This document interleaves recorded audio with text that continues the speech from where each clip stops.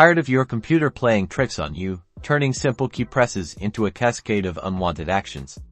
You've landed in the right place to say goodbye to sticky keys for good. Let's dive right into disabling sticky keys on your Windows 10 or 11 PC or laptop. First, we need to access your computer's settings on your taskbar.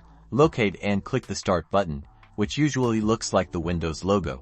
From the Start menu, select the gear icon, which represents the Settings app. Once the Settings window pops open, you'll see a list of categories on the left-hand side. Look for and click on Accessibility. Within the Accessibility options, scroll down the menu on the left until you find the Keyboard section. Click on Keyboard to expand its settings.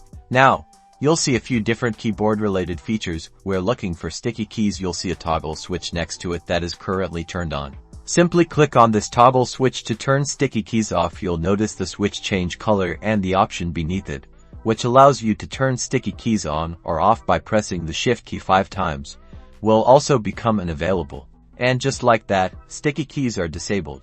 You can now close the settings window.